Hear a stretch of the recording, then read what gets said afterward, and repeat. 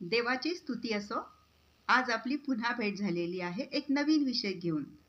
आपण नेहमी एक नवीन विषय घेऊन येत असतो आणि तो विषय असतो जीवनातल्या पुस्तकातला, पवित्र शास्त्रातला. तर आज हा विषय आहे की आजचा दिवस. आपल्याला जर कोणी विचारलं की तुमच्याकडे सगळ्यात महत्त्वाचं असं काय आहे, तर आपण बाहेरील गोष्टी सांगतो. आपलं घर, लेकरं, संपत्ती, सोनं, शिक्षण. पण जर सगळ्यात महत्त्वाचं असं काही असेल तर तो आहे आजचा दिवस. जर आपला आजचा दिवसच आपल्याकडे नसेल तर सगळं काही व्यर्थ आहे. आणि म्हणून त्या आजच्या दिवसाला मौल्यवान असं ह्या जीवनाच्या पुस्तकामध्ये म्हटलेलं आहे की तुम्ही उद्याची काळजी करू नका, आजच्या दिवसामध्ये आनंद करा. नक्कीच आपण उद्याची काळजी, सुरक्षा करणं आवश्यक आहे. पण इतकंही काळजी करता कामा नये की आपल्याकडे असलेला आजचा दिवस, आजचे क्षण जे अमूल्य आहेत ते खर्च होतील, ते वाया जातील. या पुस्तकामध्ये पवित्र शास्त्राच्या सांगितलेलं आहे की परमेश्वर स्वतः आपल्याला सांगत आहे की मी तुम्हाला सोडणार नाहीच, मी तुम्हाला टाकणार नाहीच. हा शब्द लावून आपल्याला खात्री दिली आहे. मी सोडणार नाहीच, मी टाकणार नाहीच. तर मग आपण किती त्यावरती लक्ष देणं गरजेचं आहे.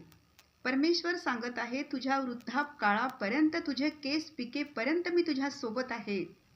मी तुला खांद्यावर घेऊन चालीन. नक्कीच आपण आज या जगात राहत आहोत आणि महागाई वाढत आहे.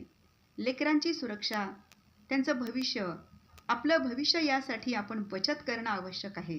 पण ती अगदी सांभाळून, मोजक्या प्रमाणात. म्हणजे आजचा दिवस अगदी त्यामध्ये वाया घालवता कामा नये की सोनं खूप घेऊन ठेवलेलं आहे, पैसे खूप बँकेमध्ये आहेत आणि सगळं लक्ष आपलं तिकडं आहे. त्याचा काही उपयोग नाही, कारण आपण आजचे क्षण जगू शकत नाही त्या काळजीमध्ये, त्या चिंतेमध्ये. आणि त्या बाहेरील गोष्टी आहेत, आपला पैसा, आपलं सोनं, जी काही पॉलिसी केलेली असेल ती नक्कीच चांगली आहे.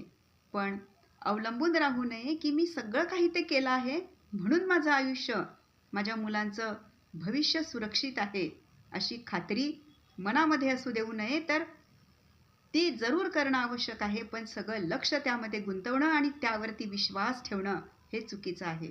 त्यामुळे आपण आजचा दिवस आनंदाने घालवू शकत नाही. हे माहीत असायला पाहिजे की आपला प्रत्येक श्वास हा परमेश्वरापासून आहे.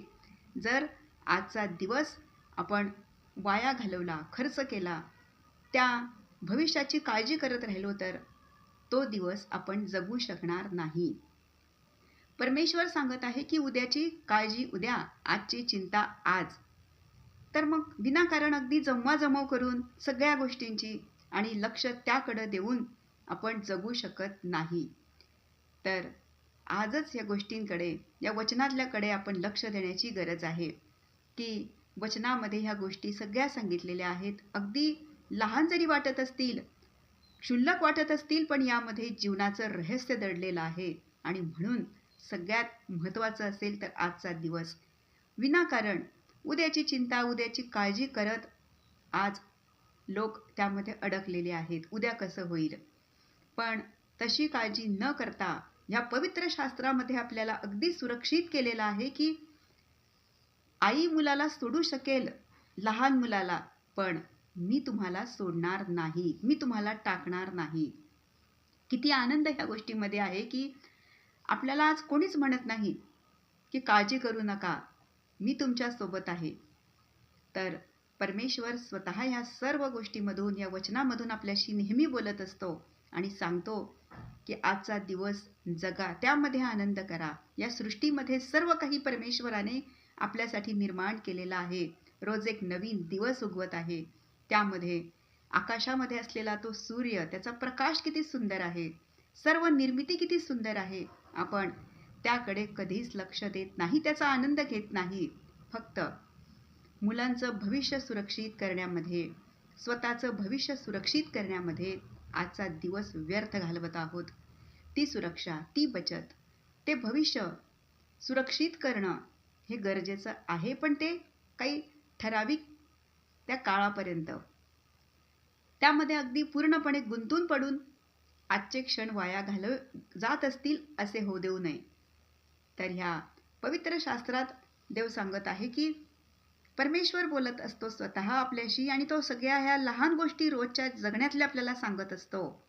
तर चला आपण आजचा दिवस आपल्याकडे आहे तो आनंदाने जगूया.